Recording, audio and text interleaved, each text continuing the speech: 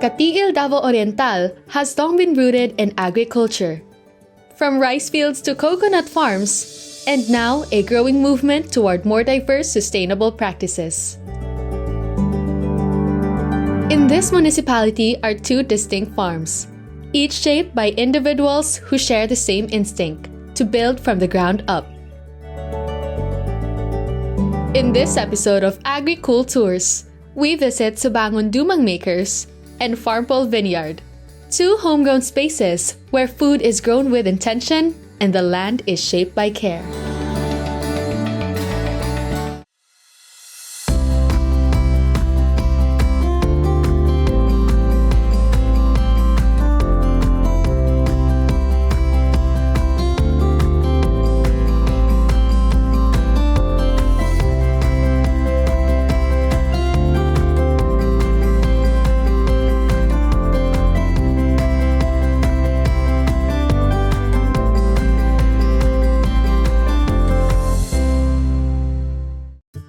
What looks small and unassuming at first glance is in fact a fruit that burns. At Subangon Dumang Makers, Ricky Arisola takes this native fruit and builds around it. From farm to processing, he turns fresh harvest into something with longer shelf life and deeper roots. I'm Edgardo Ricky T. Arisola, proprietor of Subangon Dumang Makers here in Cateel, Davao Oriental. Subangon has been in operation since before Pablo, and it formally became proprietorship through DTI registered entity and then with the local LGU. And then we are also registered with the BIR, gain certain certificates from other regulatory agencies. So right now we are producing dumang, or known as chili powder.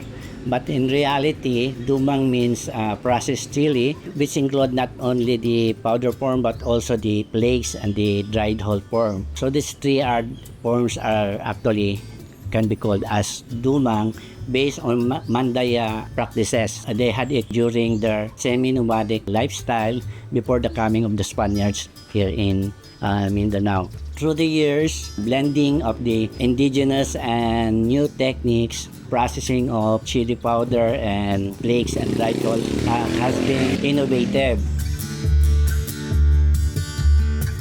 Long before Typhoon Pablo, chili was already part of Cateel's farming identity, processed into dumang and passed down through practice. But when Typhoon Pablo devastated most coconut farms in 2012, what was once a traditional product became a more critical lifeline. For many small farmers, chili offered a way to recover quickly and rebuild with something more resilient.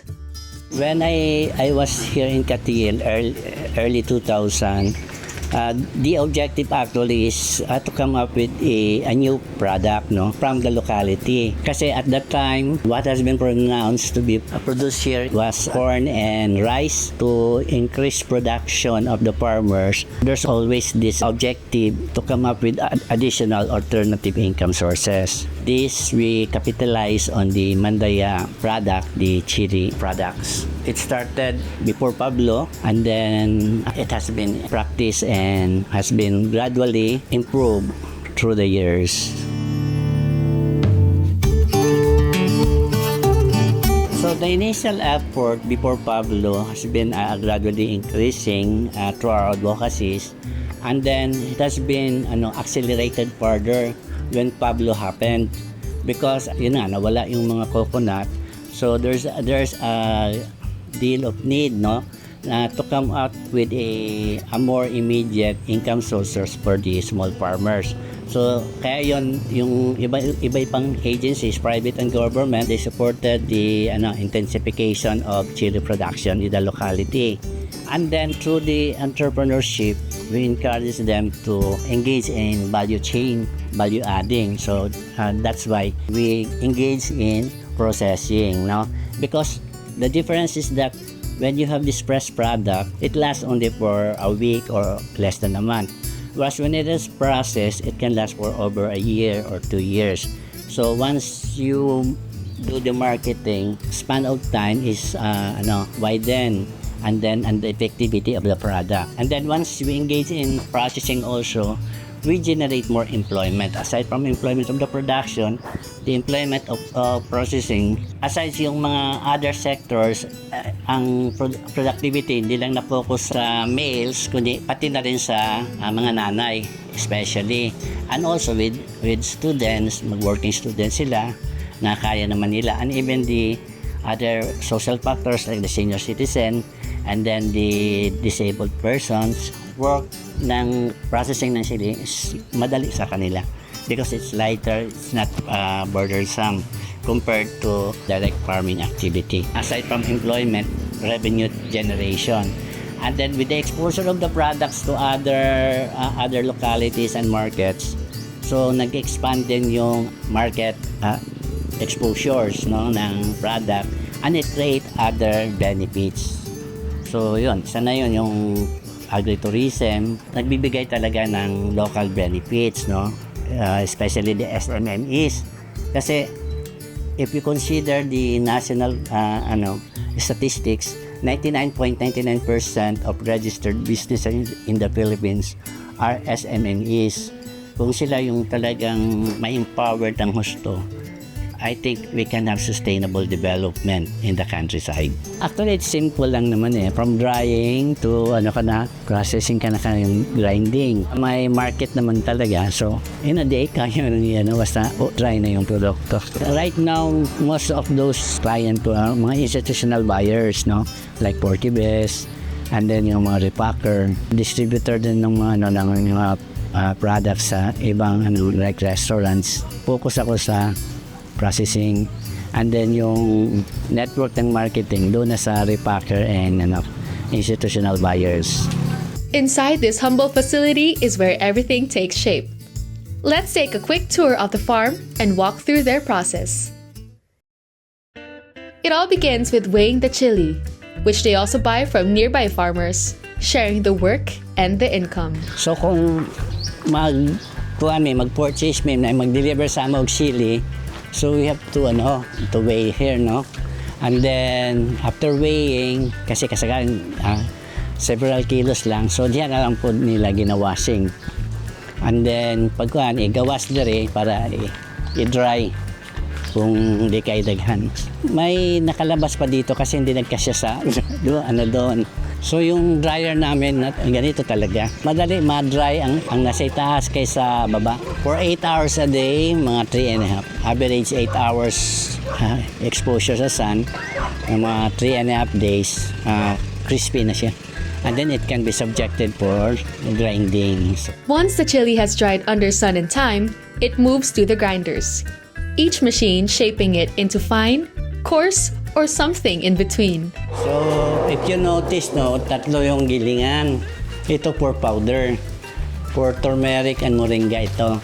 And then this one for flakes. Tighter lang kaya powder. Pag mas loose siya, so flakes ang labas. Kaya man yan, mga 100-150 kilos per day, 8 hours operation. Hindi lang namin madiretso kasi mag-overheat. Kung kailangan talagang madalian, we extend to 12 hours para ma-attain yung 200 kilos ba, And then after here dito, nire-wrap yung by kilo o yung mga bottles, lalagyan ng powder or ng flakes. Once nandyan na siya, dito yung labeling. So lagyan niyo yung bottle, lagyan ng sticker, o kung pang-exhibit yung by kilo, so dito ang mag-sticker. Once ready na siya, labas na doon. This knowledge isn't kept close to the chest. It's passed down from hand to hand, heart to heart, the way it has always been.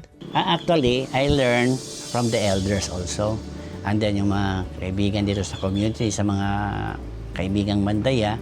And then I had it incorporate new ways of doing things, blending of indigenous and new techniques, Hindi naman siya mahirap ituro sa mga tao, sa mga workers.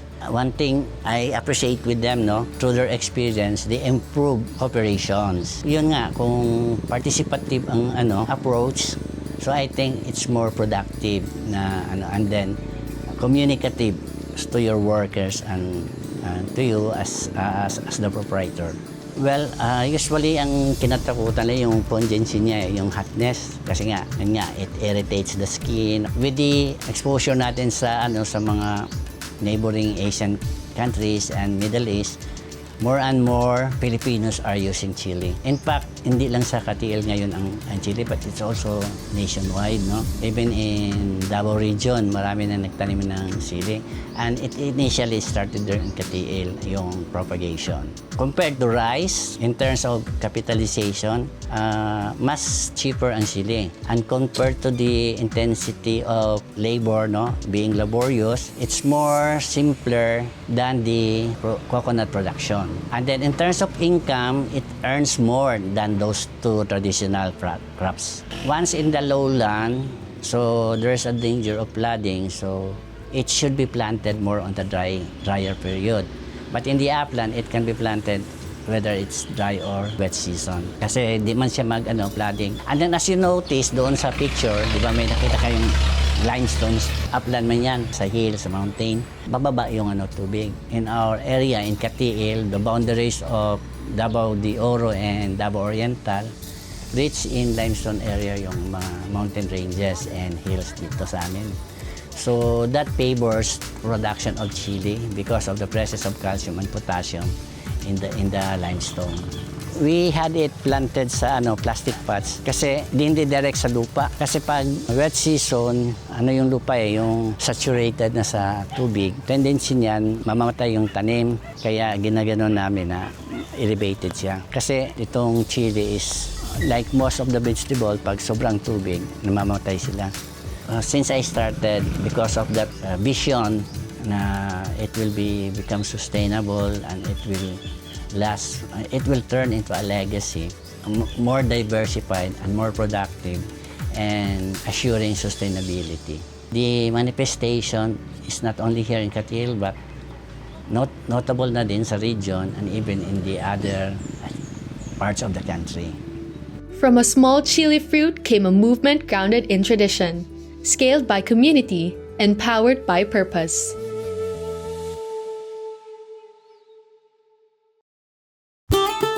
When Agricooltours returns, we visit a quiet hillside where mulberries now grow alongside dreams.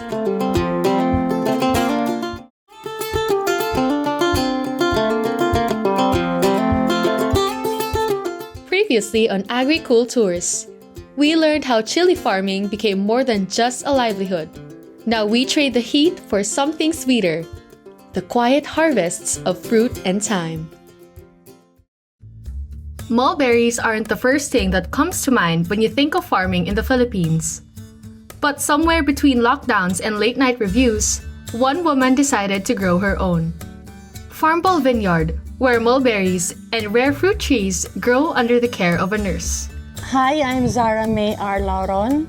I'm the owner of this farm. It was named as Farmpole because my nickname name as Timpol. By profession, I'm a nurse, but I'm a farmer. Actually, na-start jud ni siya during pandemic time, way back 2021. Nami shop diri sa baba, tapos I used to plant flowers sa mga palibot lang god. Tapos nagpa-build me og tree house kani siya. Gipalibutan nako siya og mga lahi-lahi na mga tanom. Tapos nagpatukod na pod mi og balay. Then after my review, because I'm reviewing NCLEX for a nursing license para sa US. Then after I pass my licensure exam, I started planting grapes. Actually for personal consumption lang dyan siya. Kaya naging enthusiast ko like sa page sa Facebook, which is na-used sa uban magtanom sa uban provinces. So why not to start also here? Then I start like 10 cuttings. Then nagpadaghan. Hantod na-inspire pod ko na mag-build og greenhouse para maging controlled ang environment. Kasi ang father nako is a farmer. Makita nako ako ang papa nagaadto sa farm. Nami farm sa coconut, then sa rice field. So bata pa ko, nag-auban ko sa iyaha. Tapos hunted na nagdako ko like nag-work na ko abroad. it is my dream talaga na magkaroon ng dako good na farm, like having a livestock, fruit-bearing trees, flowers, pang-retirement plan, like what we had now. What began as a backyard escape is now a small vineyard that feeds her table, her circle, and soon her community. Daghan naman good siya, like ang sige may extend o plant sa mulberries, like more than hundreds na siya. So dili na nako maubos everyday. May mong personal consumption lang. Ganahan po akong mga friends, families na ako magato diri mag-pick. Tapos dili pod maubos na. So we plan na i-open in public. Ang gusto nako manggod kanang maging sustainable, like the food we have in our table, sa mga gulay. Wala namin nagapamalingki because we had in our surroundings, kompleto na ta, natay kamatis, pechay, talong, natay okra. Ang organic farming na maging sustainable na pod siya.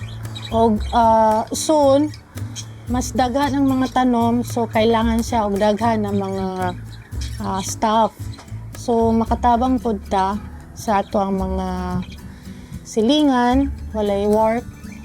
So dugang pod siya na nakuan sa community. Siguro kanang tabang para magkaroon og work ang uban. Soon kung mas ma-develop pa ang farm. At Farmpole, the experience begins in the garden, where guests pick mulberries under the sun, then sit down to a meal that brings the farm straight to the table. We're now here in one of the highlights of the farm, the mulberry picking area. So this is where you get to slow down, enjoy the outdoors, and pick your own fruit straight from the tree.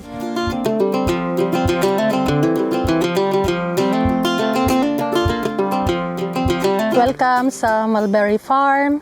Now we'll do the picking. The more black siya, the more sweet. Like kani. So ready to eat na siya after picking kasi organically grown ni siya.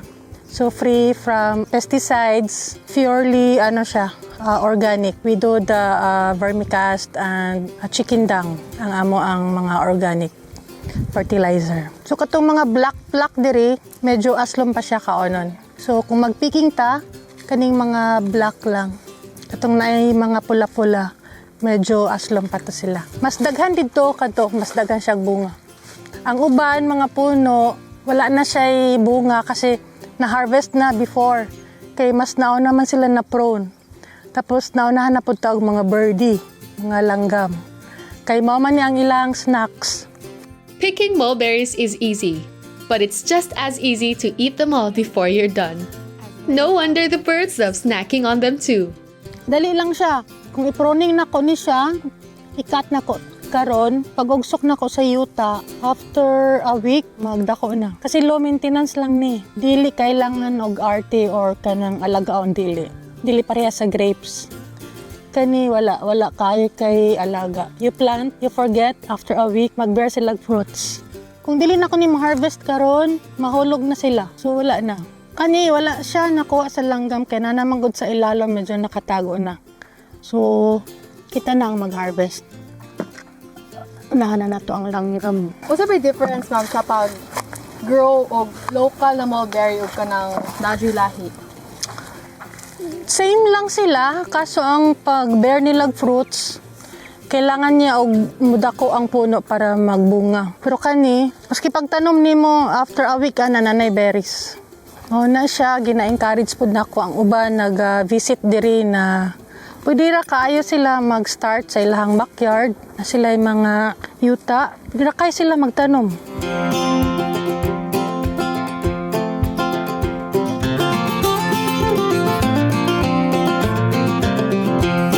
Muna siya ako ang snacks pag morning or afternoon. Kasi taas jud kayo siya health benefits.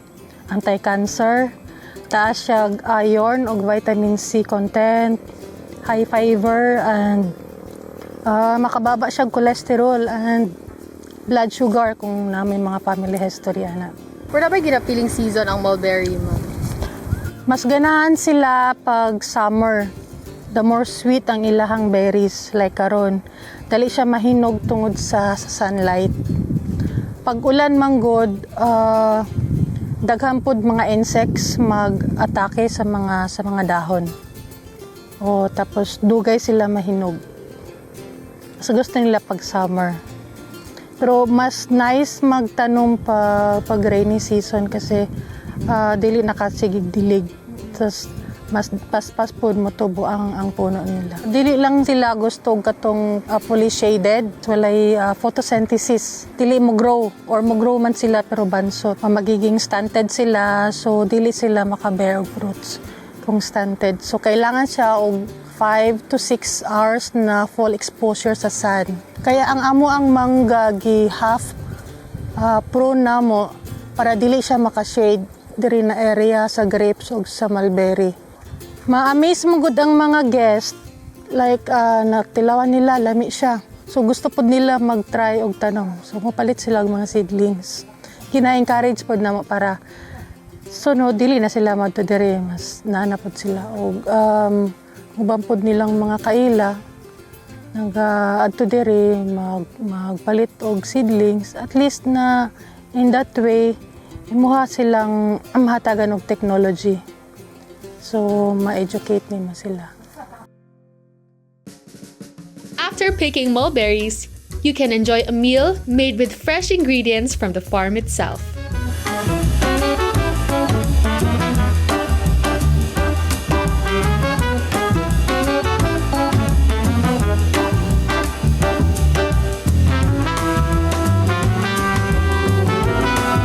Nag-sightseeing sila syempre diri sa ato ang palibot. Musaka diri sa treehouse, overlooking man ang view. Nagatok sila pictures. Then pahangin diri sa taas. Then namalit pod sila og uban mga flowers, seedlings ma-offer namo. Soon mas maging well-developed ang farm, mas dagan pa mga services o ma-produce namo siguro ng mga farm produce. Siguro maging memorable sa ilahan no kay I know diri sa amo ang munisipyo murag kanilang ang naay and land resort na ingani ang setup, fruit bearing trees like grapes, mulberry, guapol, katong mga rare variety ng mga fruits. Every day is my favorite day. Actually, being a farmer, I used to have coffee here in the tree house or while walking sa vineyard. You took coffee and it's very fulfilling, of course. Sa katong mga dili busy, pwede rata kaayo magtanom og mga like mulberry or grapes kung naatay mga luna sa ato ang backyard. Pwede ra jud kaayo ta magsugod. O kung kinahanglan mo og mga technology, okay ra kaayo kaninyang i-approach na lang ko diri sa farm. Tapos available po dato ang mga seedlings diri.